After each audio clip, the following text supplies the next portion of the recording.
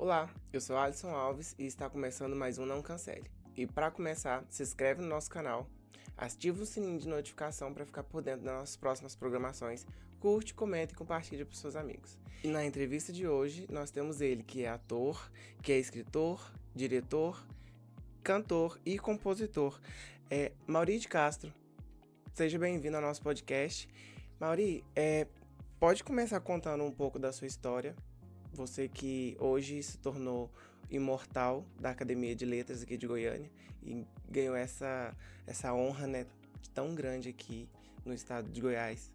Eu quando eu começo a falar de mim, e te ouvindo falar, né, as atividades que eu faço, eu me lembro do pato. Sabe, o pato ele corre, ele anda e canta, mas não faz nenhuma das coisas bem feitas.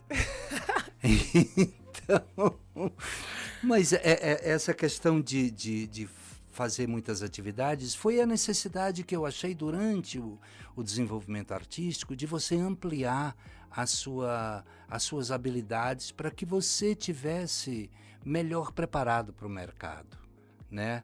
Por exemplo, se bem que a música veio antes do ator, né? A música começou bem antes, como eu sou meio enxerido, assim, nessa coisa do autodidata, eu comprei um violão, virei as cordas dele, porque eu sou canhoto, aprendi algumas notas, fiz uma música, comecei a compor, comecei a participar de festival e daí eu faço isso sempre, todo espetáculo que eu monto, o ator canta, encena, toca, né? Eu gosto muito disso, de mostrar, porque quando o teatro, na verdade, já foi a época em que o ator só interpretava, né? Hoje o ator tem que cantar, tem que tocar, tem que dançar, tem que ter uma agilidade corporal, uma flexibilidade corporal muito bacana, porque senão ele não sobrevive no Eles mercado. costumam dizer que é um ator completo, né? Um artista completo. E essa coisa veio até do Oriente, porque aqui no Ocidente nós ficamos, por exemplo, primeiro refém do texto durante 2.400 anos, né? Você não podia fugir de nenhuma palavra do texto. Aí na década de 70 houve uma revolução do diretor, onde o diretor já passou a ser a grande figura, onde ele, com propriedade, ele cortava o texto, ele mudava o texto, ele criava seu espetáculo, o texto passava a ser um roteiro, né? E a partir de 80, o ator também foi se transformando num cara que só obedecia ao diretor para aquele cara que colabora, inclusive com a dramaturgia, né, do ator. Né? Então, hoje nós temos as três dramaturgias, do texto, do diretor e do ator, que vai colaborar com a criação do espetáculo. Isso é muito legal, tanto no teatro quanto no cinema. Entendi. Você que começou na música, como cantor e como compositor, quando que foi que surgiu o interesse de você entrar pro teatro? Conta um pouco dessa história pra gente. Conto. Eu era seminarista, eu ia ser padre franciscano, saí do seminário para o exército, né? Quando eu terminei o exército em 73, eu fui jogador profissional, eu era ponta esquerda do Anápolis, e aí teve um curso de um ator argentino chamado Fred Garcia, em 74, início de 74. E aí eu fiz esse curso, nunca mais voltei para o campo de futebol, né? E na oficina de 15 dias eu já fui escolhido para fazer um personagem num projeto que o Sesc tinha, e isso aconteceu no Sesc de Anápolis. E tinha quanto tempo que você era jogador? Eu fui jogador, bom, no exército, profissional assim, do time do exército e de Minas, e depois eu fiquei uns 2 anos como profissional. Aí depois disso fez o curso e nunca mais chutei uma bola. abandonou. Abandonei total. Aí eu descobri, aqui é o meu destino. Hoje em dia é só dia de quarta-feira. Nem quarta-feira, de vez em quando eu vejo uma partida de futebol, nem da seleção. Hoje eu estou muito envolvido com a literatura, com o teatro. A literatura foi nos últimos 5 anos, né? Eu já escrevia. O pessoal fala, Mauri, você é uma máquina, todo ano você lança um livro. É porque eu tenho estoque, entendeu? Eu escrevi durante esse tempo todo e nunca lancei, né? Então, eu comecei a lançar nos últimos anos. Então, eu tenho material aí para bastante edições aí de livros, né? Então é isso. E aí eu comecei, aí já em 74, por isso esse ano eu comemoro 50 anos de teatro, e daí eu resolvi nesse ano lançar livros de dramaturgia, né? Temos aqui o primeiro ensaio geral, com prefácio do Dr. Júlio Van, doutor em teatro, em audiovisual inclusive, e Balada para Embalar Agonias, que é um livro bilíngue. São 2 peças de teatro, em português e em espanhol, e no final tem aí uma série de fotos, um registro fotográfico de alguns trabalhos da minha carreira, né? E deixa eu te falar uma curiosidade minha. E algum desses teatros que você escreveu, você já teve o prazer de sentar na plateia? Todos que estão editados eu já montei a peça, né? Eu tenho 17 peças escritas, né? E todas as peças já foram pro palco. Assim, você atuando também? Ou eu atuando ou eu dirigindo, né? Todas. Aqui nesse livro mesmo tem uma peça Paradoxo, que foi montada em Angola, né, na África, por uma companhia chamada Companhia Velas de Teatro. E no Balada tem Sinfonia do Caos, que foi traduzida pela doutora Clara Angélica, professora doutora da Universidade de Bogotá, e foi selecionado para um livro de monólogos latino-americano, que é Sinfonia do Caos. Muito interessante. Mauri, você que é tão apaixonado pelo teatro, que abandonou, que você estava construindo um sonho ainda, o que é o teatro, assim, para você? Como você entende que você é tão imerso? O teatro bom, além de ser maravilhoso e transformador, se não transforma uma sociedade, transforma quem faz. O teatro te dá a possibilidade de você se desenvolver em todas as áreas. Intelectual, porque ator burro não sobrevive.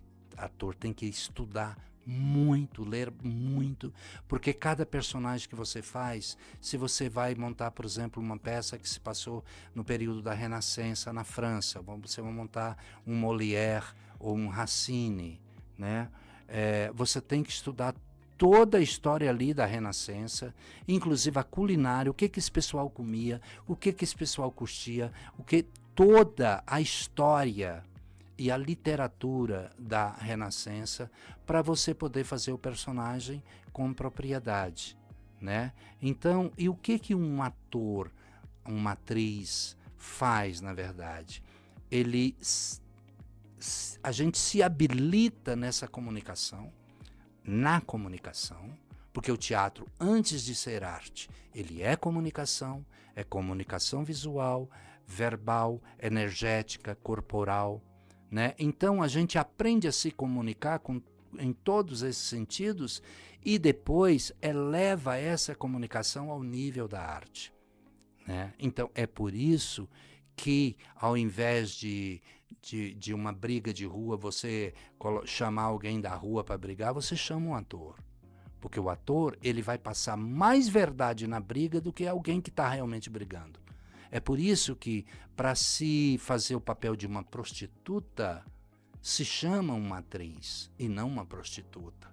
Porque a atriz, ela vai conseguir transmitir melhor aquela frequência vibratória da prostituta do que a própria, ou uma freira, né? Porque estuda o contexto. Porque a atriz e o ator, eles aprendem, eles dominam essa linguagem. Agora, é claro, falando de linguagem, há uma diferença é muito grande, e eu penei muito do teatro para o cinema, né? Então, os primeiros 5 filmes que eu fiz, por exemplo, eu ainda estava com a linguagem teatral. E aí não dá certo. Entrando nesse assunto, explica um pouco da diferença entre ser um ator de teatro e ser um ator de filmes. De cinema, de televisão. É assim, o ator de teatro, ele é que tem que se ampliar, ele é que tem que se expandir no palco, não é? A projeção vocal, por exemplo, agora tem um microfone, mas antes não tinha, né? E muitos ainda, eu prefiro ainda fazer sem microfone, independente do tamanho do teatro. Eu já trabalhei no Teatro Guaíra, que é o maior teatro da América Latina, com 2.205 poltronas, e era a voz no peito. Tinha que projetar muito, né? Muito. Além de projetar, você tem que ocupar o máximo de espaço possível com seu corpo para você cresce. O cinema é o contrário. Quem te faz crescer é o zoom da câmera. É a câmera que te faz grande. Você está sendo projetado numa tela, a tela de cinema tem geralmente 15 metros por 9. Então, qualquer expressão que você faz fica muito. Captura muito, né? Muito. É o que o diretor fala, Mauri, tá teatral. Fala, gente, mas eu não tô fazendo nada, mas tá teatral, Mauri, tá muito. O ator de teatro, ele tem que crescer no palco. E o ator de cinema, ele tem que ficar pequenininho. Pequenininho. Pra caber. É mínimo. A expressão, o princípio da interpretação é o mesmo, mas a intensidade é diferente. O cinema, ele é contido, né? Tem um ator italiano muito famoso chamado Marcello Mastroianni. Ele diz o seguinte: o cinema é a arte de não fazer nada. E hoje, muito mais ainda, porque o cinema passou por essa coisa do textocentrismo, que o ator não podia mudar nada no texto. Você tinha que executar o que o autor falava. Isso mudou. Então, tudo que você faz... Porque, veja bem, se no teatro eu faço... levo um susto. Isso é teatro. No cinema... É rápido. É isso aqui, ó. É quase nada, porque a câmera tá fechada em você e a tua cara tá em 9:15. Então, tudo que você faz parece muito. Por isso, e daí, para você saber essa diferença na prática, assista ao filme do Walter Salles, Ainda Estou Aqui, e presta atenção na Fernanda Torres. Não, mas deu pra perceber. De teatro, ele não pode, assim, errar, né? Quando você tá numa peça de teatro ali, no palco, que tá todo mundo te vendo, não tem, assim, muito espaço pra cometer erros, porque não vai fazer de novo. Precisa até sair mais bem tranquilo. feito. Ângulos diferentes. Como que foi pra você ver essa diferença ali? Assim, você já chegou sabendo que tinha essa diferença, ou você descobriu ali, quando você estava de frente à câmera? Foi na prática. O primeiro filme que eu fiz foi em 82, chamado Índia, a Filha do Sol, com a Glória Pires. O Nuno Leomar foi o primeiro filme também da Glória Pires, né? E é um texto adaptado de um conto do Bernardo Ellis, e com Nuno Leal Maia, que era o grande galã da época. E só que, veja bem, eu passei pelas etapas do cinema de película e digital. Nós fazíamos, a filmagem toda foi em Goiás, né? Vila Boa. Então, a gente filmava, tinha que mandar o negativo para São Paulo, revelar, voltava e a gente ia para Itaberaí, para o cinema, para ver se valeu. Isso durava 15, 20 dias. Por isso é que antigamente, para se filmar para um filme de 1h30, filmava 15 horas. Gastava muita película. Muito negativo. 1h30? Para um filme de 1h30, filmava 15 horas? 15 horas. Por quê? O filme? Porque 15 horas de filme, de filmagem. E depois ia cortando como? Não, porque repetia cada cena 10, 15 vezes. Entendi. Porque o diretor não tinha um monitor para ver como é que estava, né? Então não existia o monitor e era cega mesmo. Ficava gravando. Ficava gravando para poder aproveitar uma. Caramba. Então gravava cada cena, gravava às vezes 20 vezes a mesma cena. Aí mandava para São Paulo, revelava, não, a 17, vamos usar a 17. Todo esse processo de escolha era muito minucioso, era muito... Muito. Porque o cinema é assim, a maioria das vezes, eu conheço um filme que tenha sido filmado da primeira à última cena. Geralmente, por exemplo, eu fiz um filme com um monte de gente legal, Fagundes, Roberto Bonfim, chamado No Coração dos Deuses, que ele começa pela última cena. O cinema tem isso, porque, por exemplo, se nós temos 10 cenas do filme, vão ser aqui dentro. A primeira, a última, uma cena lá do meio, então faz tudo dessa locação. E depois apaga a locação e vai para outra locação. E faz todas as cenas da história do filme daquela locação. Então, o cinema, às vezes, é difícil para o ator, porque você vai gravar, começa gravando uma cena lá perto do final do filme. Então, a emoção que você tem que jogar naquela hora é a emoção que o personagem construiu durante o filme, só que você não fez o filme, você já está gravando direto essa cena. Então você tem que reconstruir na sua cabeça toda a trajetória do seu personagem para fazer essa cena. Porque no teatro, o ator entra e há uma construção. Na televisão também.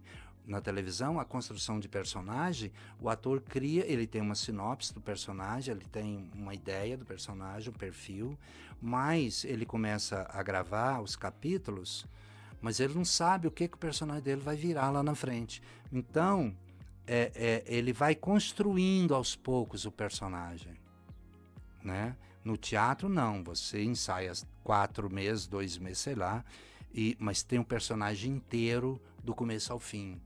E conta a história do começo. O cinema, para o ator, não.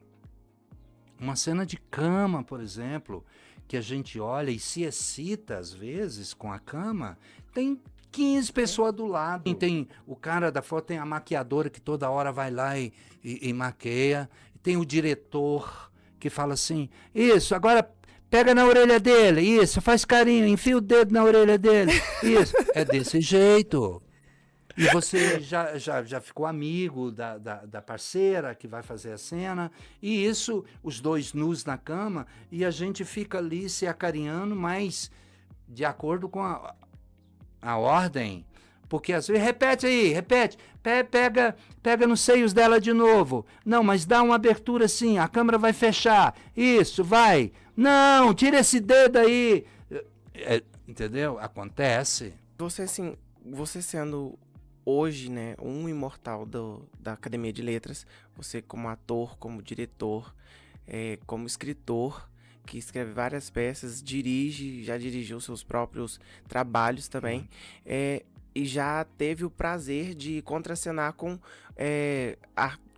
atores e atrizes grande escalão assim, do país, né? Assim, tão conhecidos. Fernanda Montenegro, Antônio Fagundes, Roberto Bonfim, Cristina Prossato, Nico Pereiro. Muitos assim, atores. Tem essa... Você pode, né, passar pra gente como que é ser um ator de verdade, como que porque a gente que tá aqui de longe, eu não tenho experiência como ator, nunca atuei na minha vida, ainda espero, por um acaso, mas a gente não tem essa visão como você que tá lá inserido nesse mundo e consegue passar pra gente que o público porque a gente não tem tanto acesso, a gente vê os trabalhos, né? Você não encontra um ator assim pra bater um papo igual a gente tá tendo agora. Porque eu, na verdade, eu fui aprender a fazer cinema com Antônio Fagundes. A gente tinha acabado de fazer O Rei do Gado, a novela, e em Qual era o seguida... seu personagem no Rei do Gado? Era um jagunço que briga com Zé do Araguá, a gente quebra a balsa toda, a gente cria caso ali com Pirilampo e Saracura, que é Almir Sater e Sérgio Reis, inclusive o Tom Carvalho era meu capacho ali, o Eduardo Souza, que foi secretário de Cultura e é diretor do Teatro Madre Esperança Garrido, éramos nós três os encrenqueiros da parada, né? Então a gente tem briga violenta ali na balsa e quebra a balsa toda e tal, enfim. Né? E em seguida nós vamos fazer O Rei do Gado. O Rei do Gado não, No Coração dos Deuses, que é um filme do Geraldo Moraes e que está inclusive no YouTube aí disponível. No Coração dos Deuses, assistam, é uma espécie de Indiana Jones com Túnel do Tempo, porque a gente começa o filme atual e cai no século XVII, a época dos bandeirantes, e a gente vai encontrar com o Fernão Dias Paz, com o Anhanguera, com aquela turma toda, né, e depois a gente volta para a atualidade. Esse filme muito me interessa. No Coração dos Deuses. Isso, qual que é a sinopse dele? A sinopse é a seguinte, ela gira em torno do mistério dos martírios, que é o maior segredo da América Latina, né? Que era o maior tesouro da América Latina e que está no Brasil. Então a gente tem um mapa, a metade de um mapa, e a gente vai encontrar a outra metade lá com umas mulheres já no século XVII. A gente cai, a gente é perseguido pela tribo, e daí é muito legal, porque a tribo Caiapó, acho que é Caiapó, enfim, lá do divisa do Tocantins com Pará, vieram 60 índios para participar da filmagem, né? Então construiu-se uma aldeia ao lado do Tocantins e eles moravam ali na aldeia, uma aldeia cenográfica, né? E comia meio boi por dia. Era um negócio de louco. Eu tô contando bastidor pra caramba, tá? E aí, a tribo, a primeira cena da tribo, ela tinha que correr atrás desse personagem misterioso que vem daquela época para a atualidade. Mas a tribo ali eram atores? A Craô, tribo Craô. Ou era a tribo mesmo? Não, tribo mesmo. Eram índios que vieram da aldeia lá da divisa do Tocantins com Pará. Tá, mas agora surgiu a curiosidade. Como é que vocês chegaram na aldeia lá e falou assim, chamou a galera? Não, aí a produção do filme, né? Através de contrato com a FUNAI. Ah, certo. Envolveu a FUNAI, envolveu todo mundo. Eu sei que vieram 60 índios Craô e ficaram hospedados nessa aldeia cenográfica que possivelmente era 10 vezes mais confortável do que a aldeia deles, né? Porque foi feito por uma equipe de produtores e arquitetos, enfim, fantástico. E era só para morar, não tinha cenas nessa aldeia, não. Então, o filme começa com a tribo correndo atrás desse personagem misterioso que vai pular nessa cachoeira e vai sair na atualidade. E aí é aí que esse grupo pega, o grupo era composto por Fagundes, eu entro porque eu sou o bandido do filme.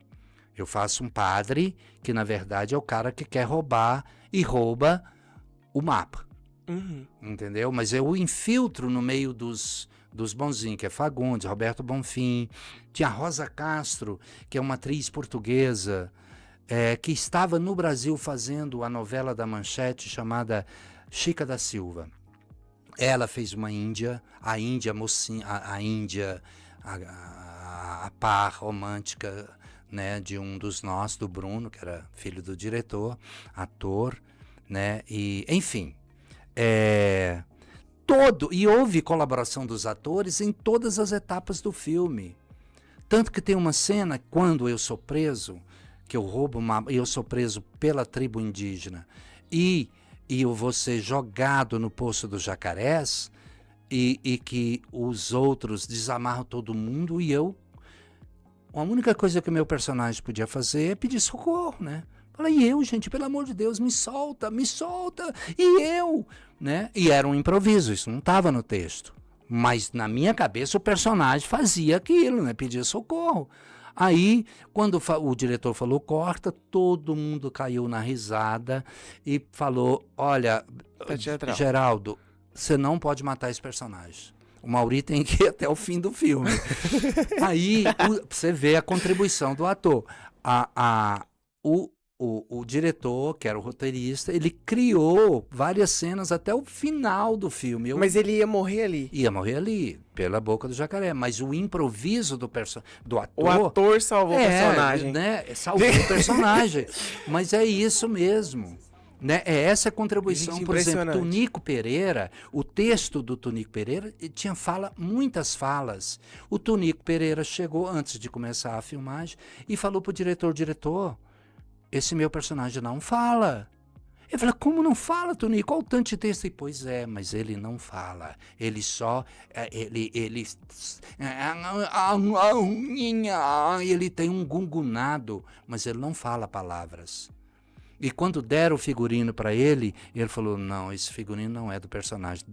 E foi pro mato. E voltou, por exemplo, com um chapéu que ele achou um ninho de guacho, que é um comprido, e colocou na cabeça e umas folhas, umas coisas assim, e ele fez o figurino dele, que ele achou. O diretor aprovou e ficou fantástico. Aí eu vi umas cenas, achei impressionante. E ele não fala nada. Não.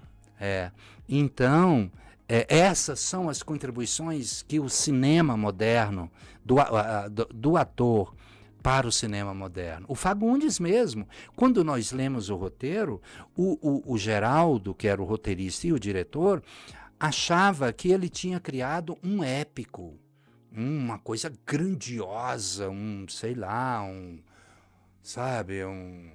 El Cid, aquela coisa grande. E aí o Fagundes falou assim, nossa, o filme é ótimo, o roteiro é ótimo, é uma comédia juvenil maravilhosa. O diretor entrou em pânico. Falou, meu Deus, como eu escrevi um épico, comédia juvenil. Ele foi pro apartamento, ficou 2 dias trancado, para poder assimilar. O que tinha? E aí o filme, aí o Fagundes mesmo falou, não, isso aqui é um Indiana Jones com túnel do tempo, é maravilhoso, é divertido. E nós fizemos uma grande comédia. Tudo dá errado pros E virou uma comédia. Um anti-herói, sabe? Tudo dá errado, tudo que eles vão fazer dá errado.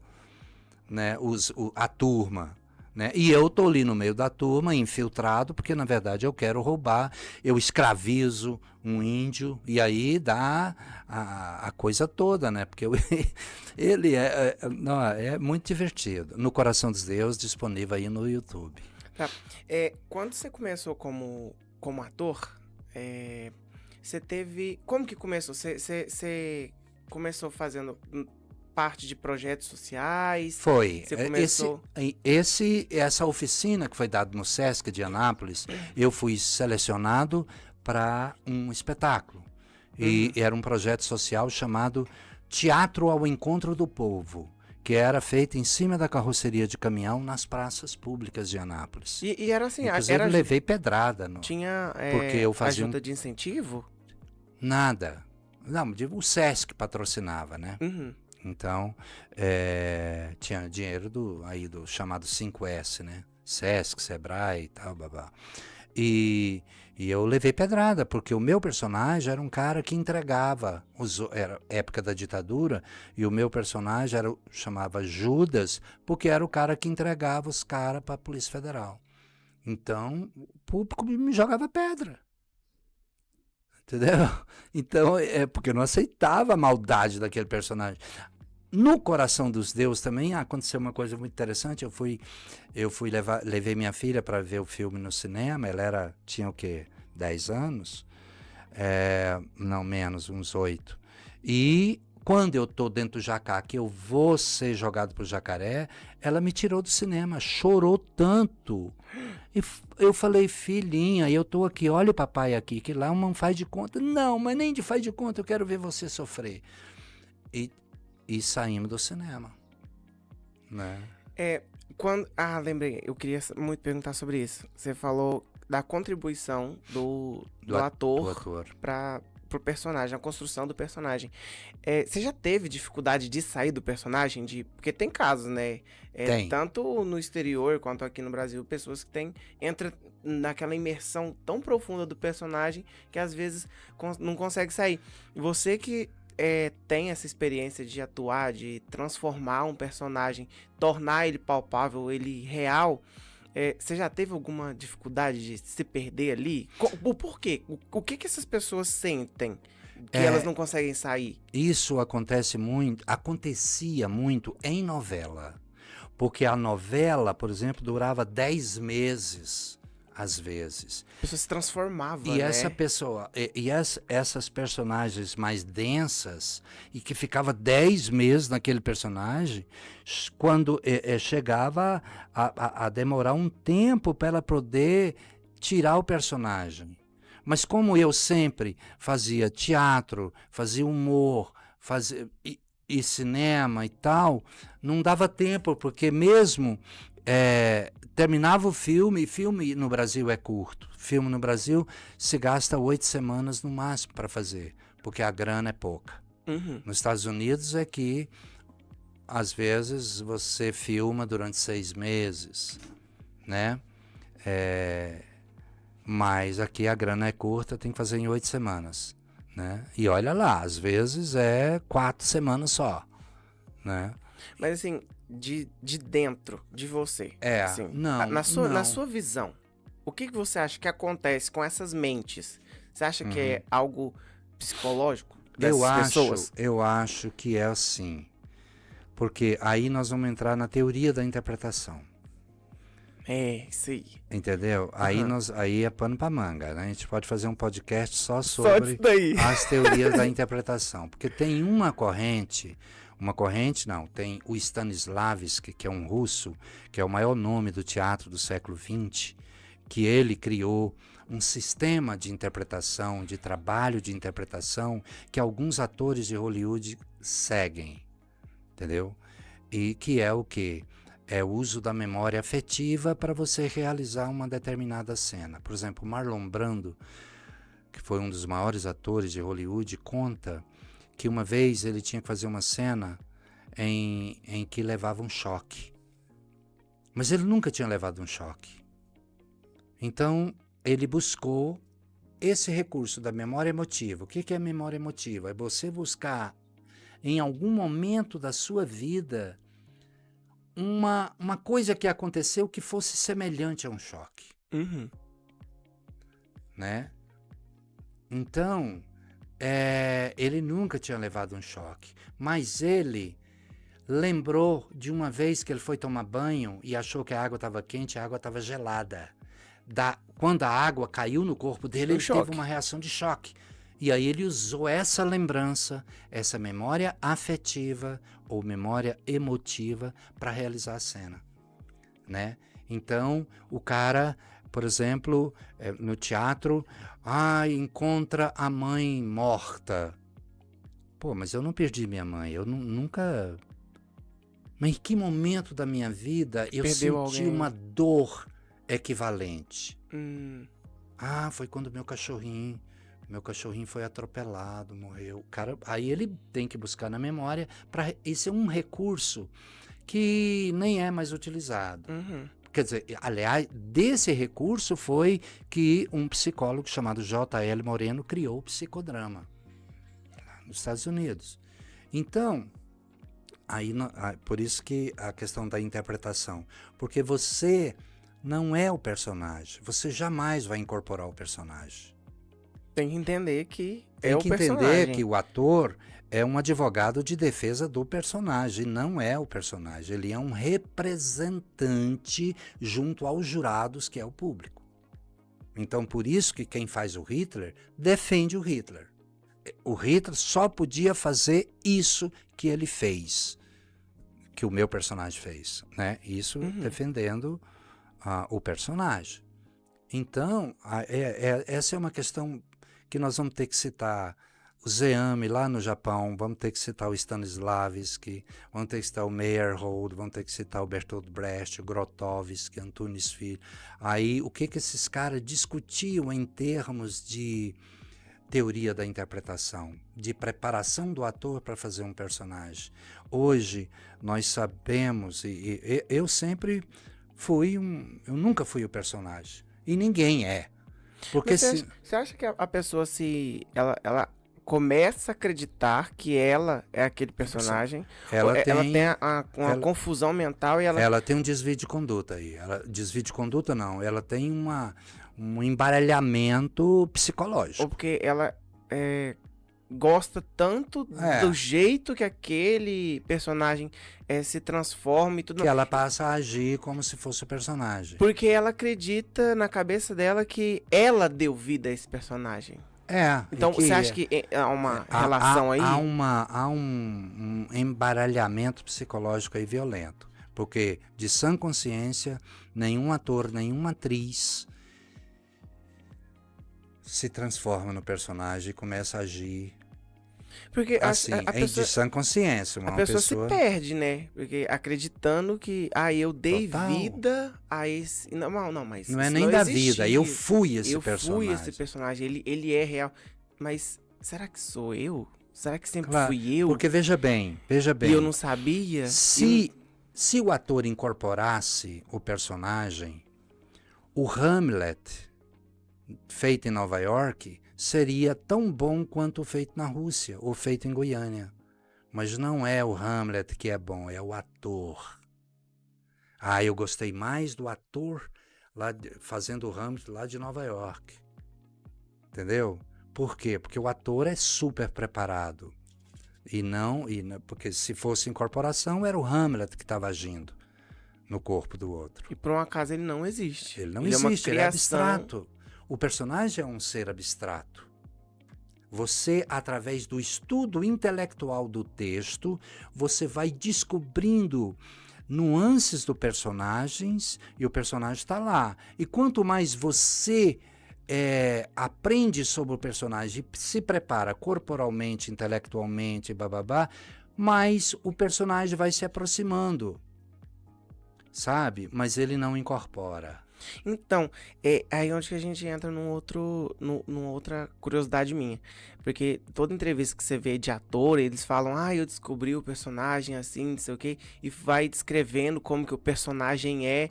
E vocês já têm no texto, vocês leem o texto, imergem ali e vão descobrindo as sensações dele ter sido traído, dele...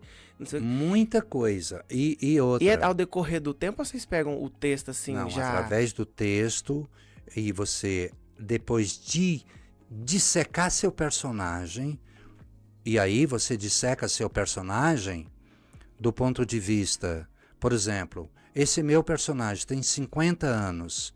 Bom, mas ele é de que família? Eu reconstruo a vida desse... ele é de uma família pobre e tal. Quantos irmãos ele tinha? Qual é a relação dele com os irmãos? Ele estudou? Ele trabalhou? Como é a relação de trabalho dele? Psicologicamente, o que ele é? Ele tem... o corpo dele, ele manca. Como é que ele caminha? Sabe? Como é...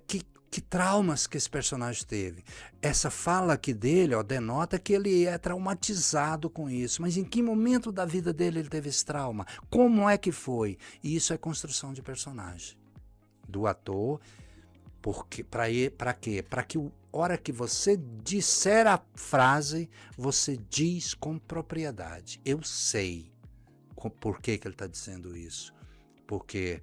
lá, quando ele tinha 15 anos de idade, aconteceu isso, e por isso ele tem ódio, ou por isso ele ama, ou por isso ele é tão feliz. Você é a construção de personagem. Se você não conhece o seu personagem, você não consegue representá-lo.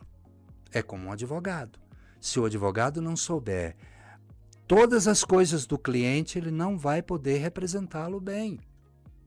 O cliente não pode esconder nada do advogado de defesa. Percebe? E quem é o jurado? É a plateia, é os telespectadores.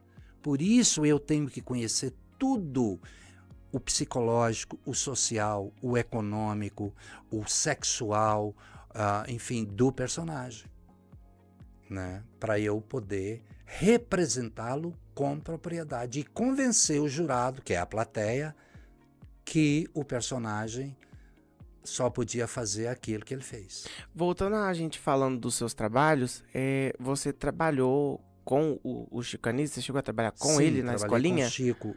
Eu trabalhei com o Chico 1 ano. Depois eu trabalhei 4 meses no Domingo Legal com o Gugu, no SBT.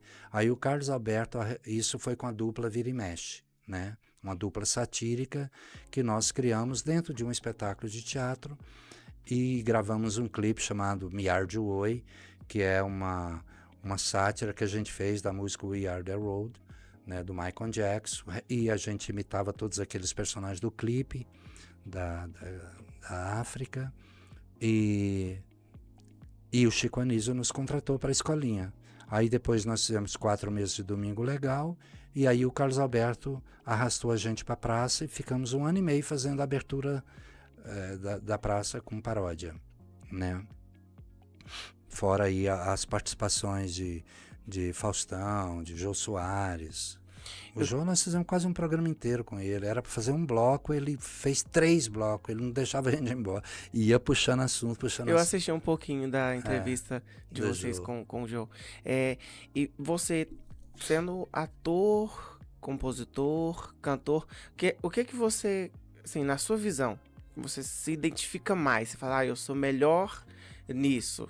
Porque a gente tem, né, um apreço por alguma coisa que a gente faz mais. Eu sou compositor também, e cantor, mas eu acho que eu sou melhor cantor. Sei. Entendeu? Você entendeu a métrica? O que você acha que você executa melhor? Porque você, sendo escritor, diretor, você fala, eu acho que eu me destaco um pouco mais como ator ou um pouco mais como escritor, porque você gosta bastante de escrever. Aí, no caso, o diretor e o ator tá bem próximos. Eu gosto de dirigir e gosto de atuar também. Agora, o teatro eu vou dar um tempo. Se bem que eu continuo com as 2 peças que eu estou em cartaz. Você ainda está trabalhando como ator? Hã? Você ainda está trabalhando como ator? Tô demais. Eu acabei de fazer, esse ano eu fiz um filme, O Voo do Anjo, que foi, inclusive, entrou em cartaz aí no final. Eu tenho um filme que eu fiz com o Nuno Leal Maia, um longa-metragem, que deve estrear o ano que vem. O Nuno Leal Maia, 40 anos depois da Índia, a Filha do Sol, nós fomos encontrar nesse filme. E ainda tem uma cena com a atriz principal para fazer na Itália, e deve estrear no final do ano que vem. E no início do ano agora estreia uma série do Gabriel Newton, né, de 10 episódios na TV Brasil, acho que é TV Brasil, chamada Sal Agosto, que eu faço um dos protagonistas, que é o dono de um restaurante popular quando chega a pandemia, né? Então, ainda tem coisa aí para estrear a minha, e faço agora no início do ano mais um longa-metragem.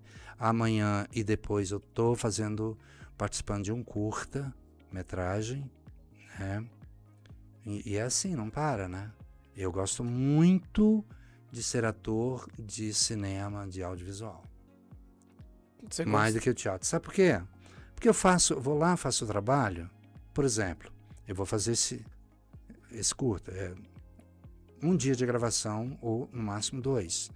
E depois eu estou em casa deitado e o meu trabalho está indo. Participar dos festivais do mundo inteiro. E no teatro não, você não pode nem gripar. Porque você tem que estar presente. E bem.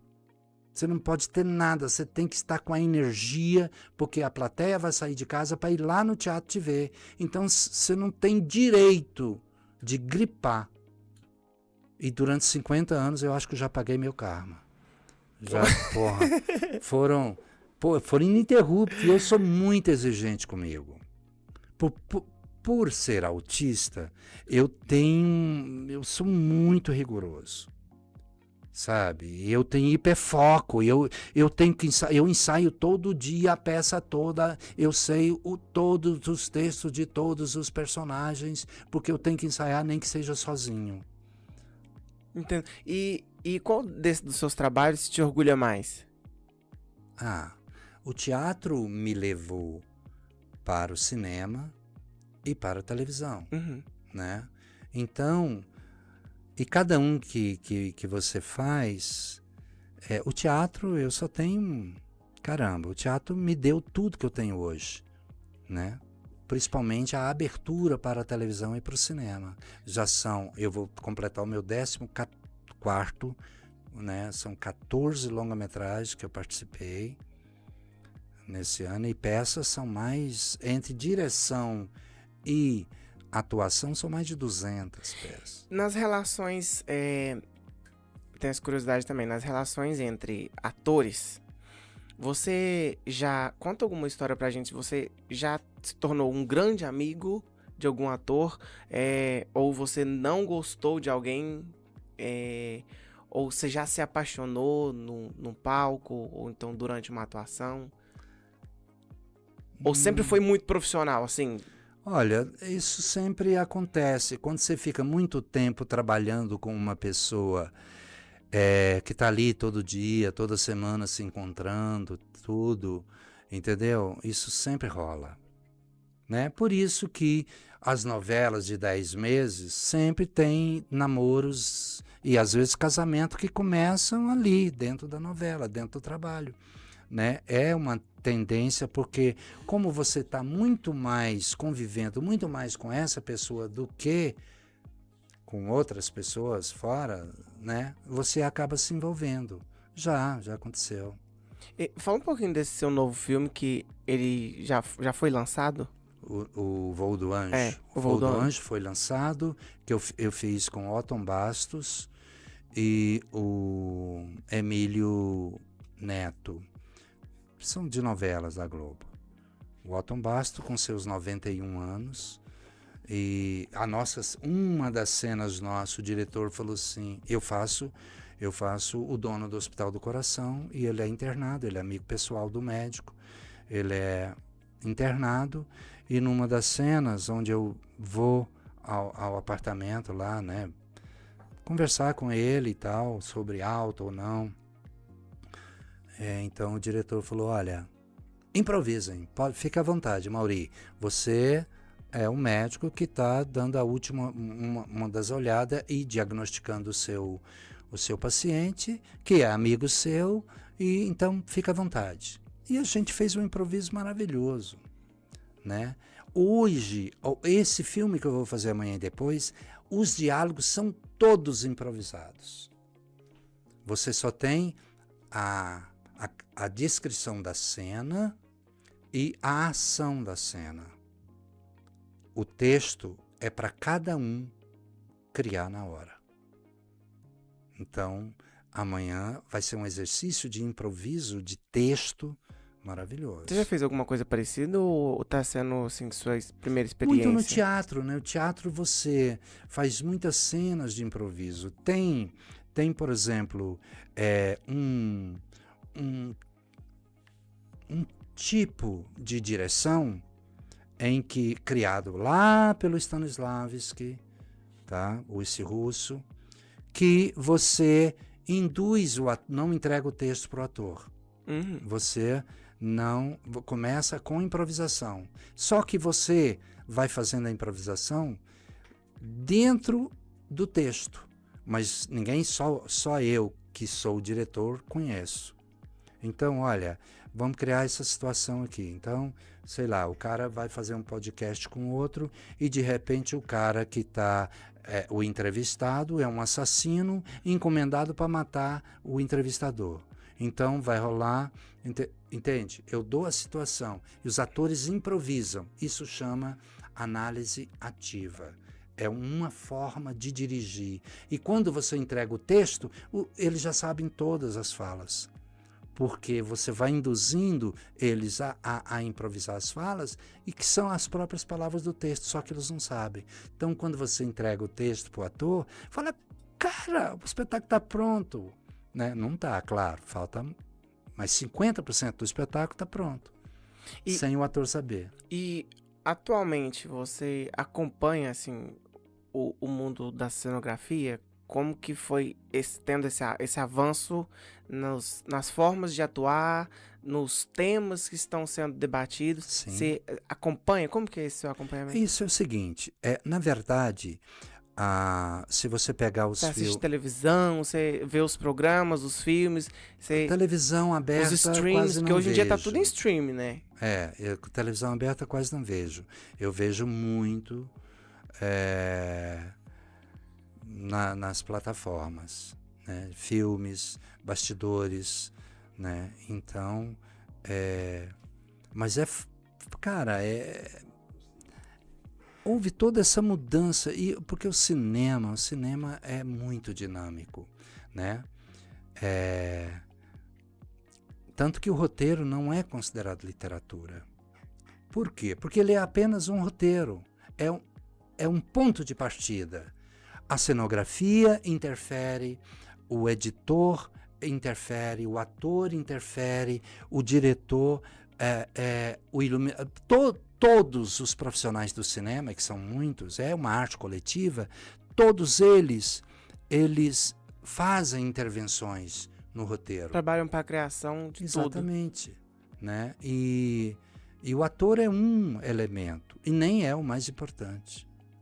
Tanto que tem um filme, por exemplo, chamado O Carro. É um filme antigo.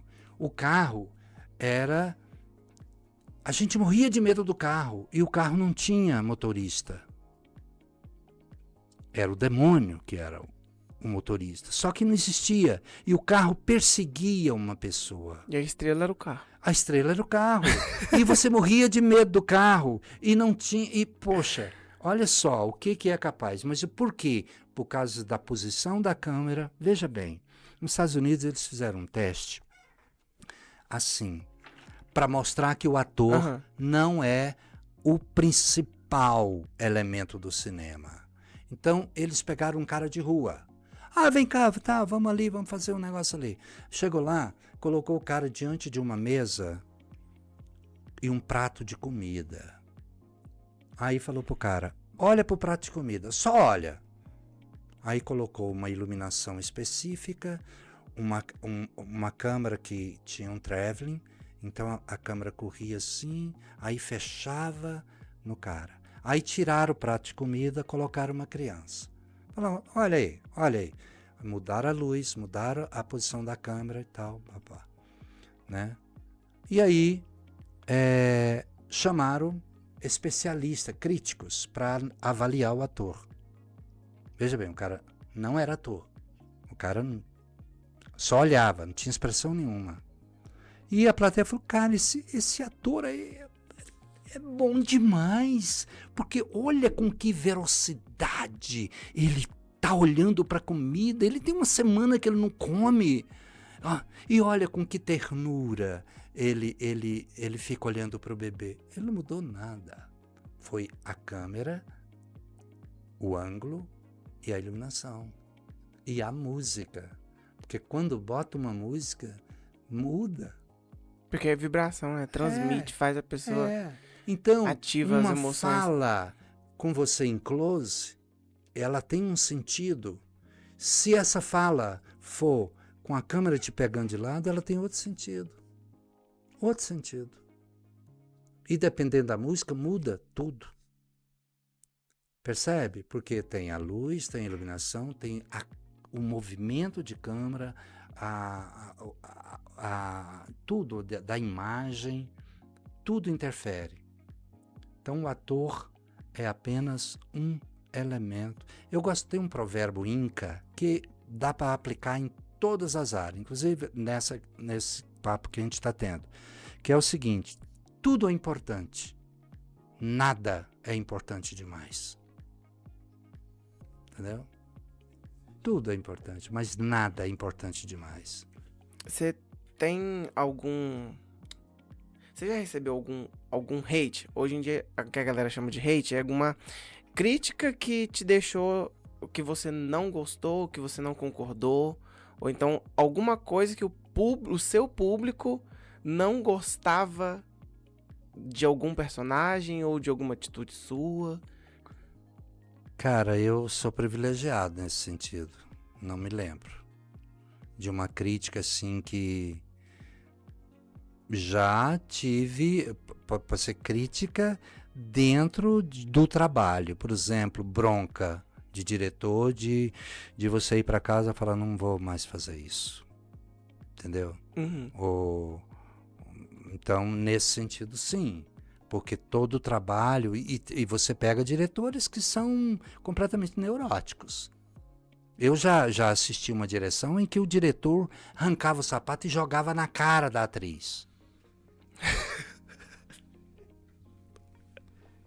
Maria Pompeu, que foi uma das grandes atrizes no Brasil. Logo que inaugurou o Teatro Goiânia, eles vieram aqui e eu estava ensaiando, o diretor jogou um sapato na cara dela. Para ela aprender a ser atriz, e humilhou ela. Falou horrores para ela.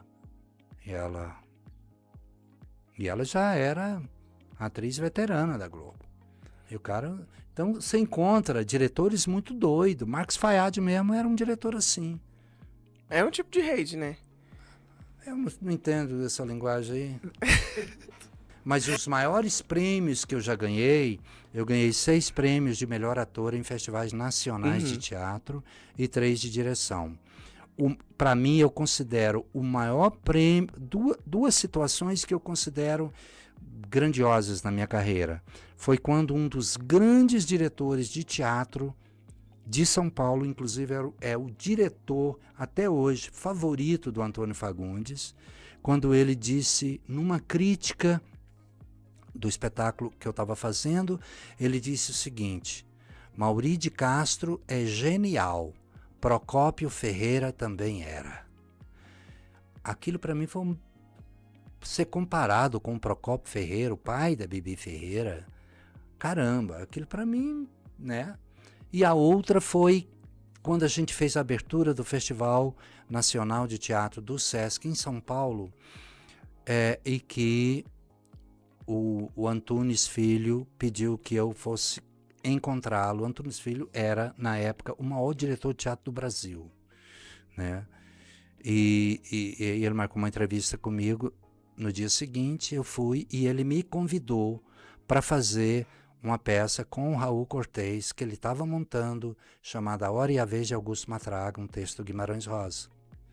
E ele falou, olha, você só tem que se bancar em São Paulo durante 2 meses, porque o elenco só começa a receber a partir da estreia. E eu não pude. Falando de premiação, quando você foi imortalizado na Academia de Letras aqui de Goiânia, qual foi assim, a sua reação de início?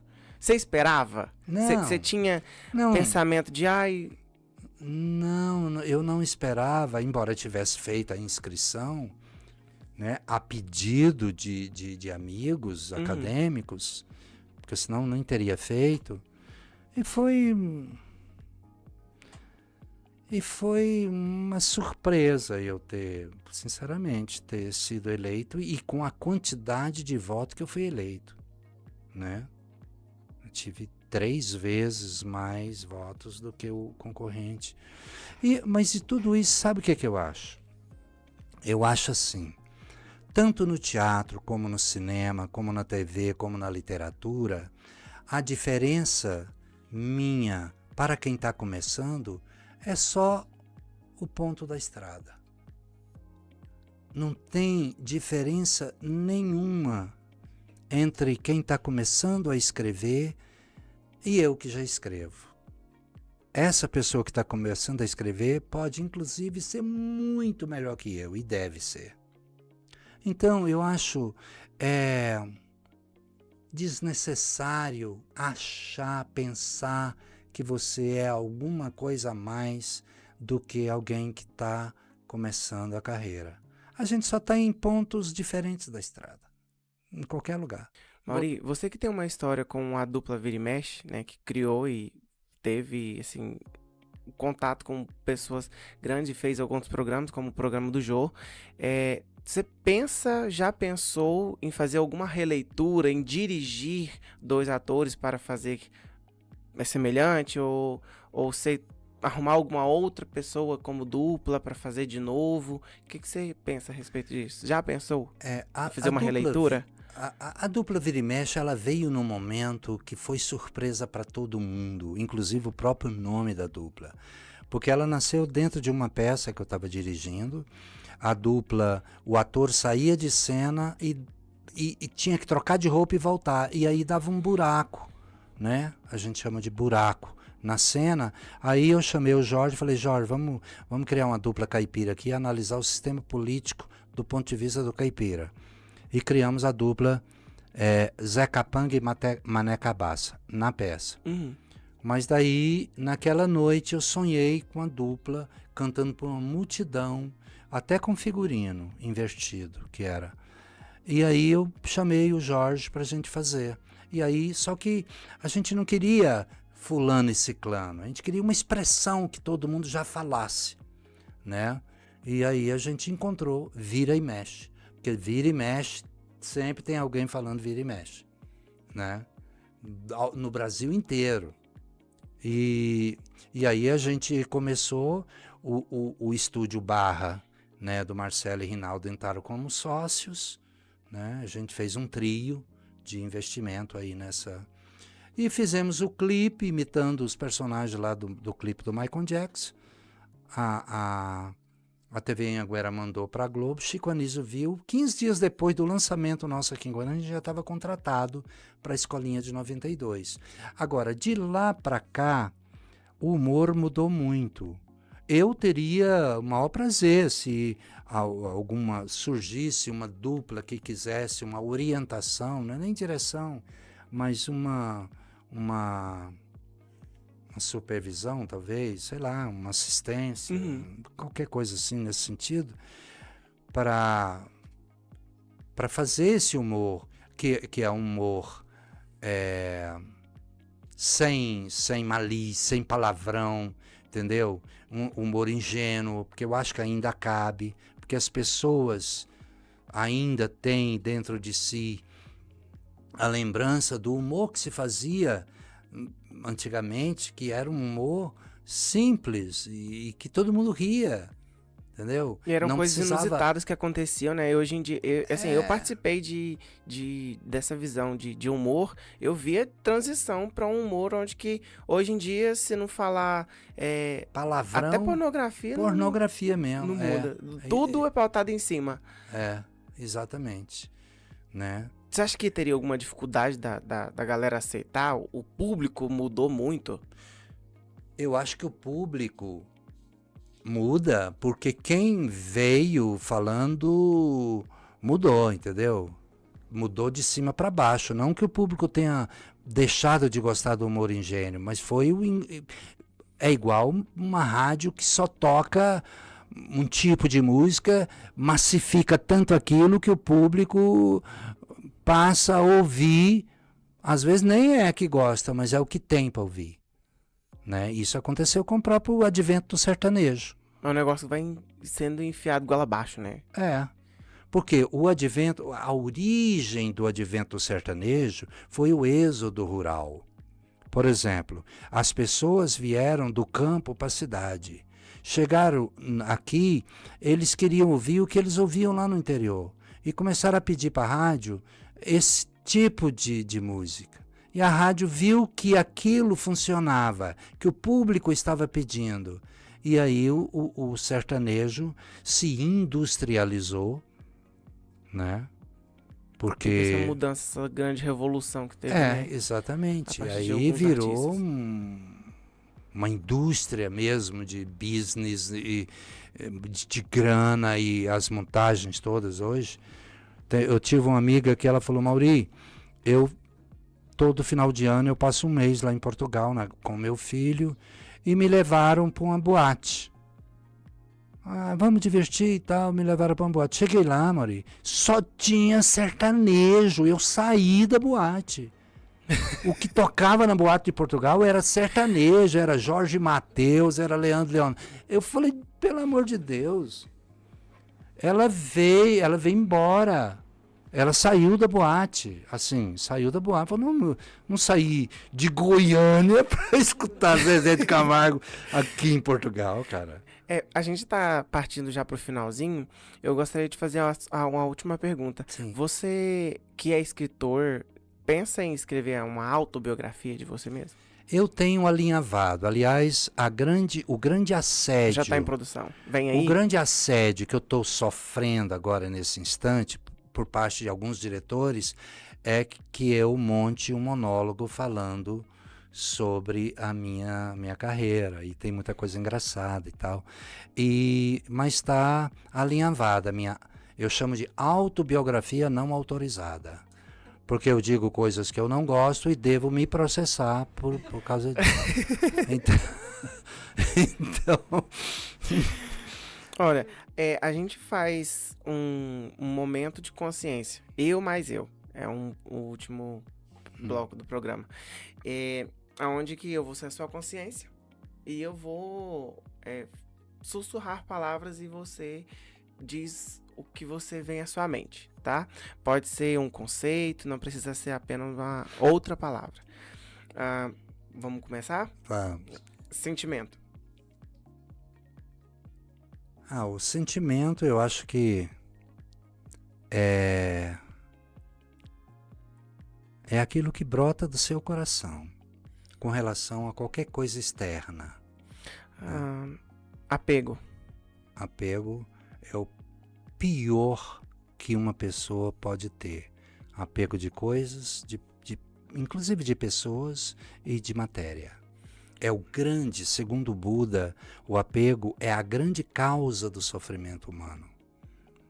Foi o que Siddhartha Gautama ensinou, né? Foi, desapegar. Exatamente. Ideal de mundo. Onde as pessoas sejam úteis, voluntariamente úteis às outras e a si próprio. O que é ser útil a si próprio? É não colocar dentro do seu corpo o que faz mal para o corpo.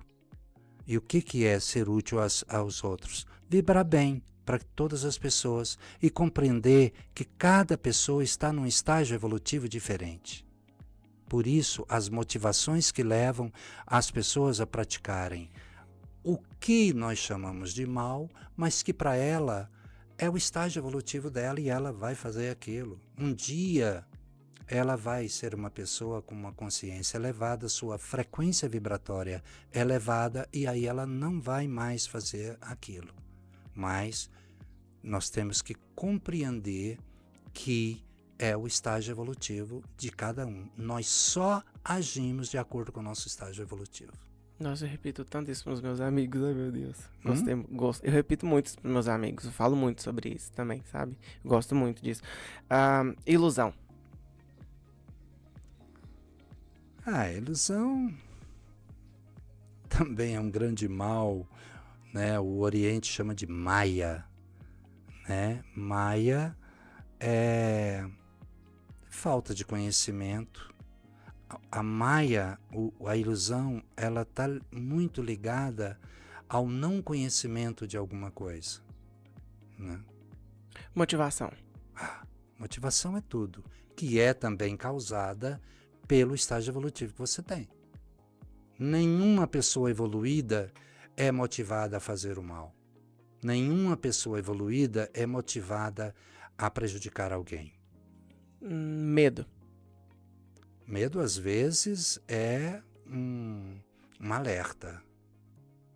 O medo faz parte até de uma estratégia de defesa, às vezes. Fantasia. Bom, fantasia é bom. Eu acho que você, desde que a fantasia não vire fascinação, né, é interessante. Ranço. Ranço. Todo mundo tem ranço de alguma coisa, né? Qual que é o seu ranço? O meu ranço? Cara, é não poder ser melhor do que eu sou. Eu acho. Isso me dá um... Dá pano pra manga, hein? Eu queria ser bem melhor. Mas Sonho o meu lúcido. estágio evolutivo não me permite. Sonho lúcido. Hã? Sonho lúcido, pra gente finalizar. Sonho lúcido? Uhum. É muito interessante. Sem sonho, você não chega a lugar nenhum. Primeiro você sonha, e se for lúcido, melhor ainda, né? E depois você age, e a ação te leva a transformar o sonho numa realidade. Mauri, então pra gente finalizar, eu gostaria de agradecer a sua presença, inclusive queria ter mais tempo pra gente conversar mais, porque Tem muito assunto. foi um prazer muito grande te ter aqui no nosso podcast, tá, hoje, e uma outra oportunidade, gostaria que você viesse mais uma vez pra gente continuar de onde a gente parou, a gente falar mais sobre os seus futuros projetos e divulgar também pro público, porque eu acho que as pessoas, o público de hoje precisa conhecer o ícone que você é, a personalidade tão impressionante que você é, tá? E gostaria muito de agradecer a sua presença aqui hoje, tá? E espero que você tenha gostado. Demais, a gratidão é toda minha. A gratidão a você, ao nosso papo, que foi muito legal. E ao Anderson, Daniana, que são amigos do coração, meus irmãos. E me chamam pra gente falar de coisa boa. Arte, teatro, o que transforma, né? Vamos falar. Eu gosto. Obrigado. Chegamos ao final de mais um episódio do podcast Não Cancele. Eu gostaria de agradecer ao apoio da Universo de Cultura e da Rádio Recreio, que tem apoiado o nosso projeto. E não se esqueça de se inscrever no nosso canal, de ativar o sininho de notificação para ficar por dentro das nossas próximas programações. Curta, comente a sua opinião, quem vocês querem que a gente traga aqui no podcast e compartilhe para os seus amigos. E a gente se vê lá na próxima.